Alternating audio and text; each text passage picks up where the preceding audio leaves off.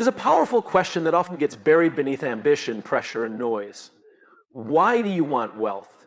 Not what you want, not how to get it, but why. Why do you wake up early, work late, read the books, attend the seminars, listen to the podcasts? Why are you chasing that number in your bank account or that title on your business card? Too often, we skip this question. We skip it because it's hard, because it makes us pause, because it forces us to admit that maybe, just maybe, we've been running hard in a direction we've never stopped to question. And yet, without a clear why, even our best habits won't get us where we truly want to go. You can be disciplined, driven, even successful in the eyes of others.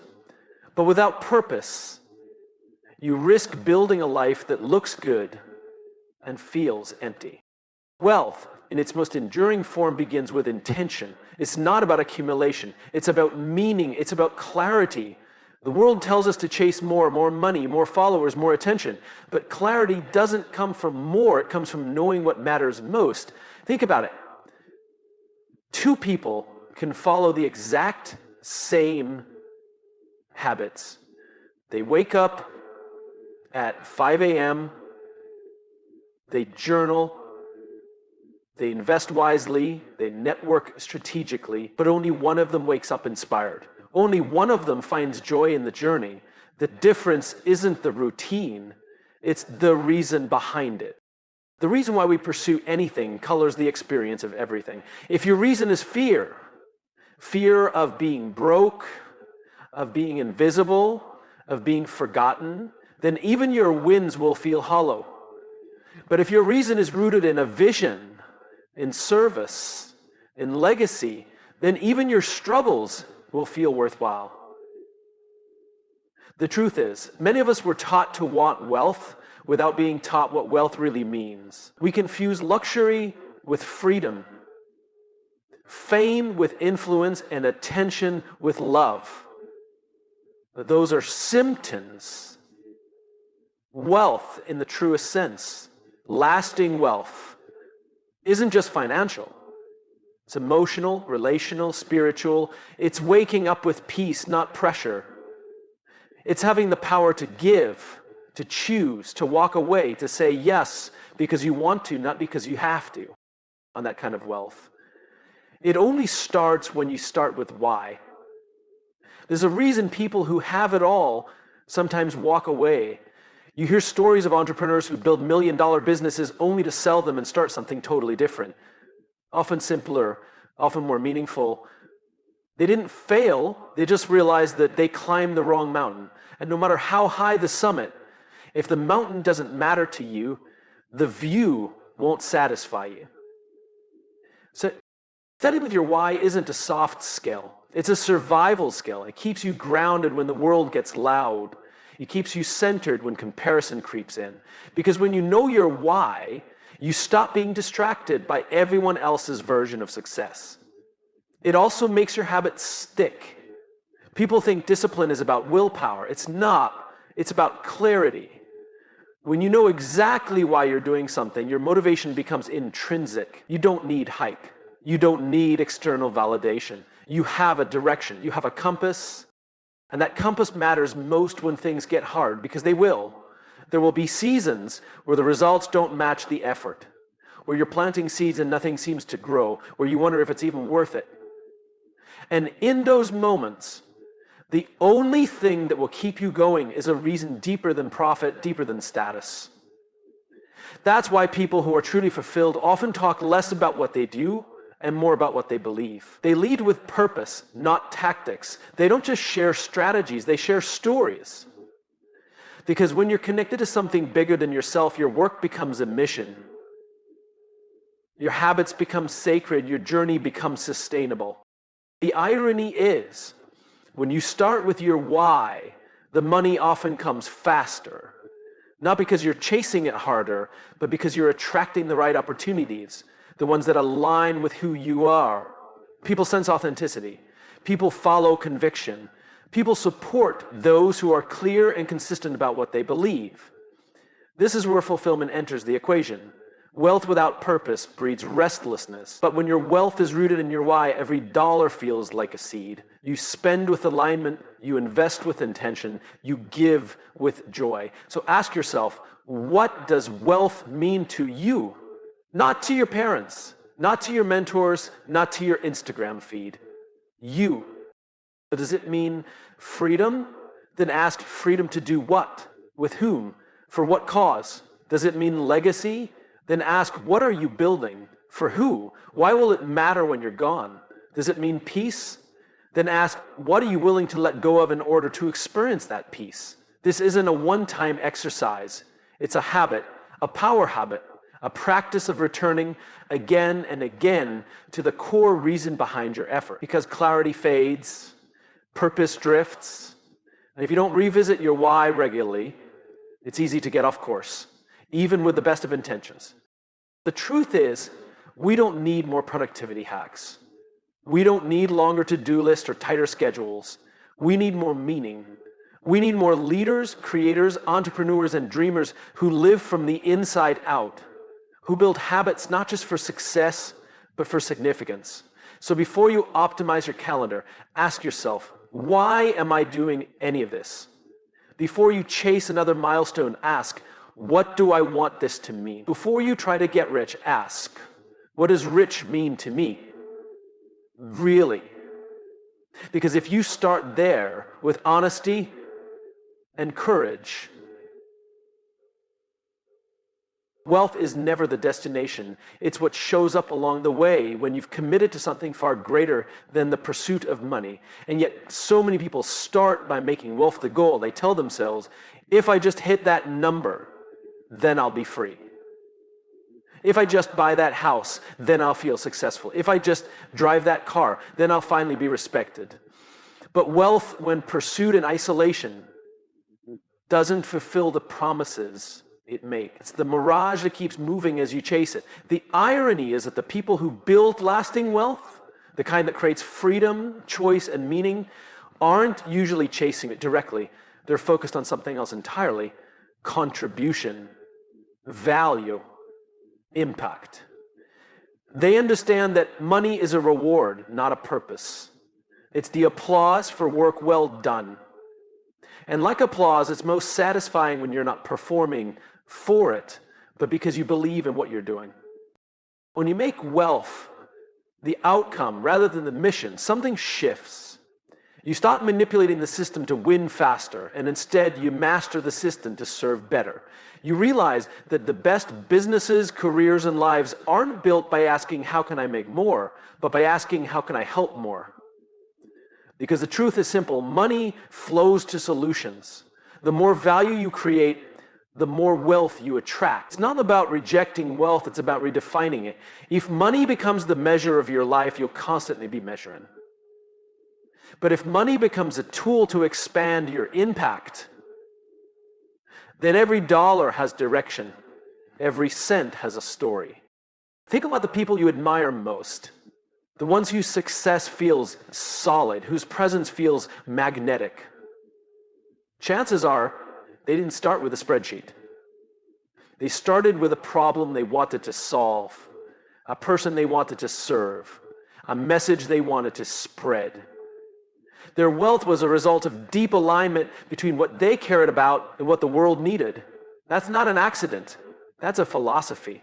See, when you chase money, you'll compromise, you'll cut corners, you'll settle for short-term wins. But when you chase meaning, you play the long game. You build trust, you build systems, you build reputation, and eventually you build wealth, not because you hunted it, but because you became the kind of person and brand that attracts it. There's a story of a man who spent years building a company that changed his industry. When asked how he became so successful, he simply said, "I stopped trying to get rich. I started trying to be useful." That statement is more than humility, it's wisdom. Because usefulness compounds. The habit of being genuinely valuable, of solving real problems, of serving with integrity, builds relationships that pay dividends long after the initial transaction. But the world doesn't always teach that. The world teaches speed, virality, hustle, quick flips and faster exits. And sure, there are ways to game the system, but games don't build legacy. They don't build fulfillment, and they certainly don't build the kind of wealth that matters decades from now. We have to shift the focus from what we get to what we give, from how much we earn to how deeply we serve. Because when you're committed to giving your best to your clients, your team, your craft, the return always comes. Sometimes in money, sometimes in opportunity, sometimes in peace, but it always comes.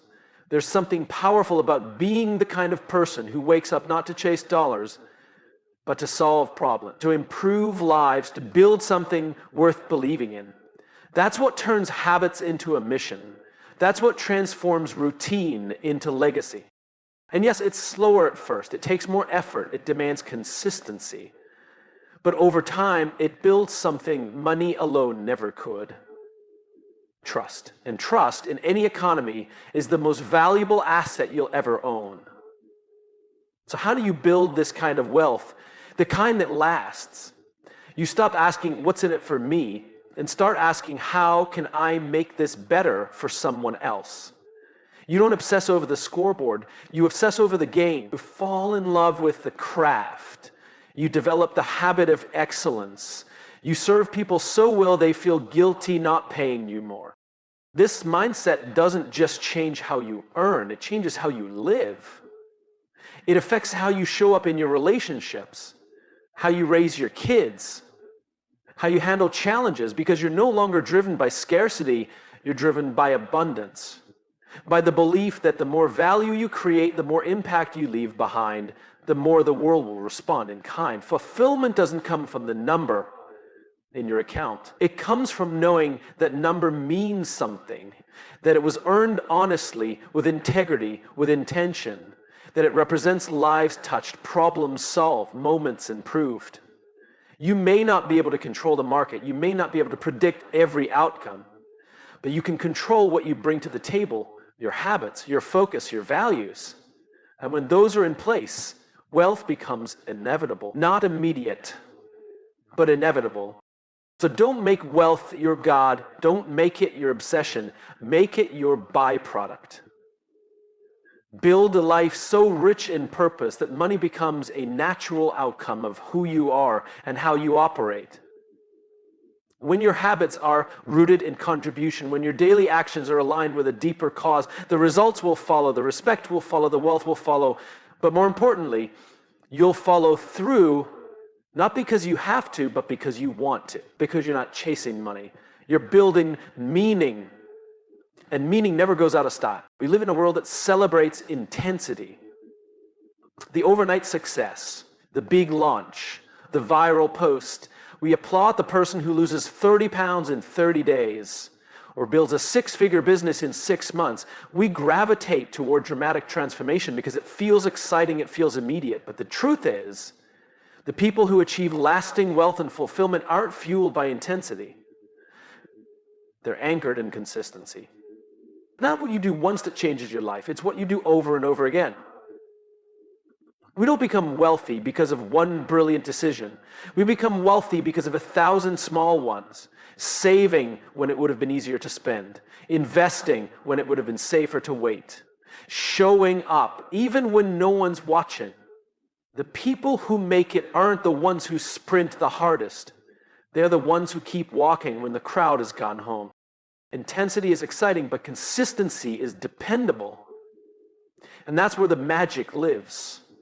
In the boring, repeated, invisible work that compounds over time. It's easy to admire someone's highlight reel, but behind every highlight is a habit. Often unglamorous, often unnoticed, that made it possible. Success leaves clues, but they're subtle. The early morning journaling, the 15-minute check-ins, the Sunday evening planning session, the intentional 5-minute pause before reacting in anger. These tiny behaviors, repeated daily, shape character, they shape identity, they shape outcomes. And yet, because they don't create instant results, they're often overlooked.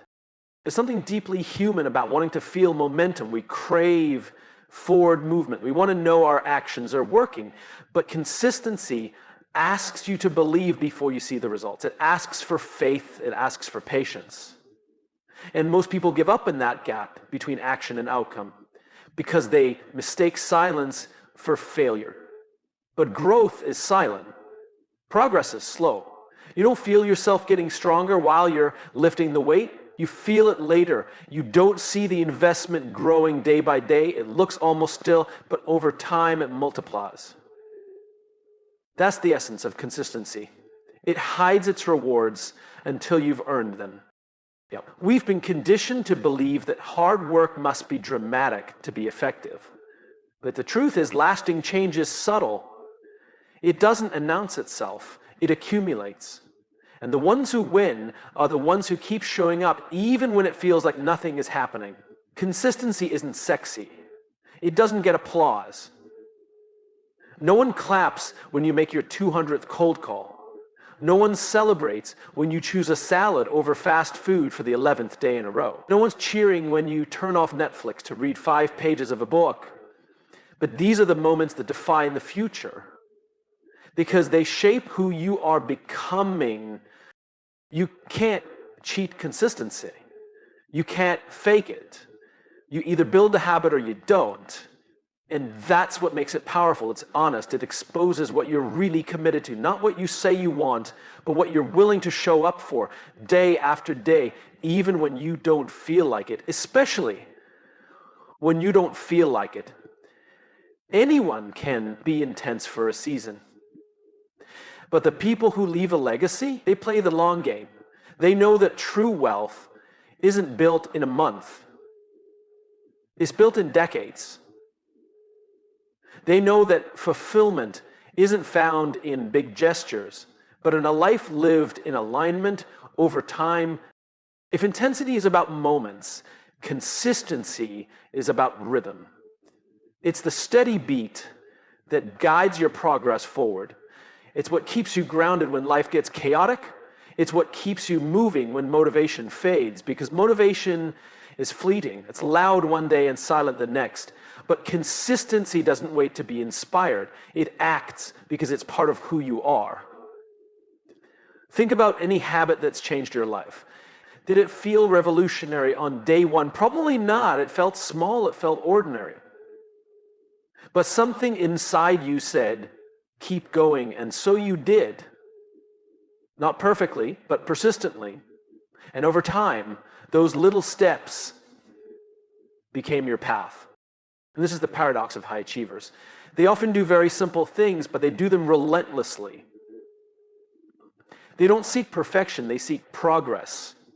And they understand that missing one day doesn't mean you failed, it means you're human. But missing many days, that's how habits die. So they course correct quickly, they forgive themselves fast, and they return to the rhythm. It's not about willpower, it's about systems. It's about designing your life in a way that supports who you want to become. You don't rise to the level of your goals, you fall to the level of your habits. That's why consistent people protect their routines. They know that their future is being written by what they do today. Not what they plan to do, not what they hope to do, what they actually do. And here's the best part. Consistency compounds. The results aren't just additive, they're exponential. One tiny decision to improve your mindset today might lead to a breakthrough conversation 6 months from now. One habit of saving a few dollars every week might become the seed of financial freedom 5 years down the line. It all stacks, but only if you keep going. So ask yourself, what are you doing today that your future self will thank you for? What habits are you nurturing, not because they feel urgent, but because they feel right? What part of your life needs less intensity and more intention? The truth is, no one remembers the one day you went all in, but they do notice the person who keeps showing up. The parent who keeps listening, the partner who keeps being present, the leader who keeps telling the truth, the entrepreneur who keeps solving problems with care and consistency. That's where trust is built. That's where wealth is grown. That's where fulfillment lives. Your legacy won't be made by the biggest thing you ever did. It will be made by the small things you chose to do over and over again. Consistency may not look like much in the moment, but it's the strongest foundation you'll ever build. There's a truth most people only learn when it's too late. Wealth, real wealth, is relational. It's not just about money in the bank. It's about people in your corner. It's about the conversations that stretch you, the support that steadies you, and the trust that opens doors no strategy ever could. The most valuable currency in the world isn't cash. It's connection. And the greatest mistake we make is trying to build those connections only when we're desperate for them. You see, relationships aren't emergency tools. They're long-term investments. They're not things you scramble to assemble when things fall apart. They're the roots you nurture while things are still calm. Because when the storm hits, and it will, it's too late to start planting. You lean on what you've already sown. And what you've sown will depend on how you've shown up again and again for the people around you, and you didn't need anything in return.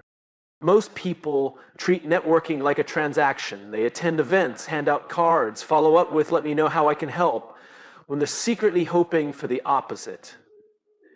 But the people who build powerful, lasting networks, they don't think transactionally, they think relationally.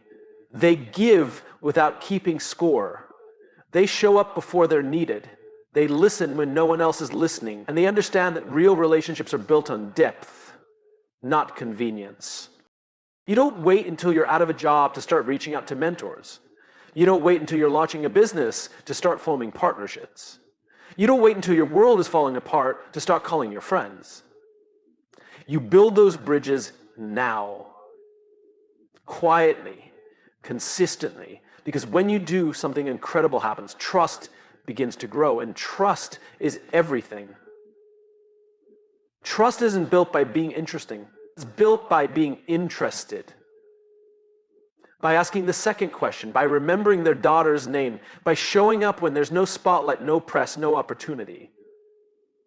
Trust is built in the small, invisible moments when people realize you're not there for what they can give you. You're there for who they are. We think fulfillment comes from achievements, but ask anyone who's reached the top of their industry and they'll tell you the real fulfillment comes from the people you shared the journey with, the phone calls at midnight, the encouragement before the big leap, the friend who reminded you who you were when you forgot. Relationships aren't just nice, they're necessary. They're the ecosystem in which all growth takes place. The challenge is, most of us are so busy building our empires that we forget to build the table. We forget that no amount of success matters if we have no one to share it with. We forget that no amount of achievement can replace the power of a single person believing in you, fully, unconditionally, and consistently. And that kind of belief, it's rare, but it's also earned. You earn it by investing, by being the one who sends the text first, by celebrating others without envy, by giving your time when it's inconvenient. You earn it by being the kind of person people trust in the quiet moments, when there's no stage, when there's no upside, when it's just two people doing life together. The most successful people, financially, emotionally, spiritually, don't rise alone. They rise with others. They collaborate, they counsel, they stay connected. They realize that no one is self-made, because no one grows in isolation. Every great breakthrough can be traced back to a conversation, a connection, a relationship that sparked something new. But here's the part no one talks about. Relationships take work, real work. It's not just about sending a birthday message or liking a post on social media. It's about presence. It's about attention. It's about staying when things get messy. We've become so accustomed to speed and convenience that we forget relationships aren't fast food, they're home-cooked meals. They take time. They take care. They take intentionality. And just like money, relationships compound. The more you invest, the greater the return. Not in some manipulative, calculated way, but in the most human way possible. The more you love, the more you're loved. The more you support, the more supported you become. The more you offer value without expectation, the more valuable you become. It's easy to underestimate this, especially in a world that glorifies independence and self-sufficiency. But wealth built alone is fragile. One disruption, one failure, one loss, and if you have no community, you have no cushion. But wealth built within relationships, that's anti-fragile. Because even when the money disappears, the support doesn't. The wisdom doesn't. The collaboration doesn't. And here's what's really powerful. Relationships outlast results. Your biggest wins will come and go. Markets shift, industries change, opportunities fade. But the impact you have on people, who am I learning from? Not because I need something, but because I respect their journey. Who do I call, not to pitch, but to check in? Who would show up for me, not out of obligation, but out of loyalty? And that's your true net worth. And if the answer feels unclear, don't wait. Don't wait until the crisis comes to wish you'd built the relationship. Don't wait until the opportunity lands to realize you never nurtured the connection. Start now, today. One message, one coffee, one act of generosity. Because wealth isn't measured by what you can withdraw, it's measured by what you can lean on. And in the moments that matter most, it won't be the number in your account that saves you. It'll be the names in your phone. Those people start with the question, how? How do I grow my business? How do I make more money? How do I get ahead? But that's the wrong starting point. The most powerful individuals and the most successful organizations don't begin with the how. They begin with the why. Without purpose, even the best strategies collapse under the weight of confusion. We live in a world obsessed with tactics. Scroll through your feed and you'll find 100 ways to get rich, grow fast, or hack your way to success. But what good is speed if you're heading in the wrong direction? What good is efficiency without intention? Strategy without purpose is like a map without a destination. It may help you move, but you won't know where you're going or why it matters. The people who build lasting wealth and fulfillment don't start with spreadsheets. They start with a belief, a cause, a reason that gets them out of bed every morning that isn't just about profit, it's about impact. Because when your actions are tied to something greater than achievement, you become resilient. You stay focused. You endure hardship not just because you want success, but because you care about the thing you're building. Purpose creates clarity. It eliminates noise. It helps you say no to what's good so you can say yes to what's great. And that's not just poetic, it's practical. In business, in life, in relationships, purpose is the filter that keeps you grounded. It protects you from chasing every shiny object. It keeps you from comparing yourself to others. It reminds you that your journey isn't supposed to look like theirs, because your purpose isn't theirs, it's yours. The problem is we often confuse goals with purpose. But goals are outcomes. Purpose is identity. Goals can change, purpose doesn't. You might aim to make $1 million this year, or launch a new product, or reach a wider audience. Those are good goals. But why? Why does it matter? What's the deeper mission underneath it all? What is the impact you want to create beyond just results? When you lead with purpose, they feel it in the way you speak, they see it in the way you treat others, they hear it in the way you solve problems, not for your gain, but for their good. Purpose builds trust, because people can tell when you're in it for the mission versus when you're in it for yourself. And trust, not tactics, is what creates loyalty. It's what creates community. It's what builds movements. Some of the most strategic minds on the planet have failed, not because their plans were bad, but because their purpose was missing. Or worse, because their purpose was self-serving. That kind of ambition might win for a while. It might even scale, but it doesn't last. Because people don't rally behind profit. They rally behind meaning, behind something they believe in, something they want to be part of, something that makes them feel like their work, their energy, their time actually matters. You want to build something that endures? Start with why you exist, why you care, why the world needs what only you can offer. And then let that shape how you do what you do. Let it shape your systems, your decisions, your partnerships. When strategy follows purpose, it becomes stronger because it's aligned. It's not just smart. It's authentic. And authenticity is what creates consistency, which is what creates momentum, which is what creates legacy. But this kind of clarity doesn't happen by accident. It takes reflection. It takes honesty. It takes the willingness to look beyond the surface of success and ask yourself, what am I really doing this for? Not just what do I want to achieve, but who do I want to become in the process? What impact do I want to leave behind? What will my success mean to the people I care about? And here's the beautiful paradox. When you stop chasing wealth for its own sake and you start chasing purpose, the wealth follows. Not always immediately, not always in the form you expected, but it comes. Because purpose attracts people, it attracts opportunity, it attracts trust. And trust is the soil in which all sustainable success is grown. You'll find that when you're anchored in purpose, the hard days don't break you. The setbacks don't shake you, they remind you. Because you're not doing this just for the win, you're doing this for the why. And when your why is strong enough, you'll figure out the how again and again, through failure, through reinvention, through seasons of doubt. You'll still show up.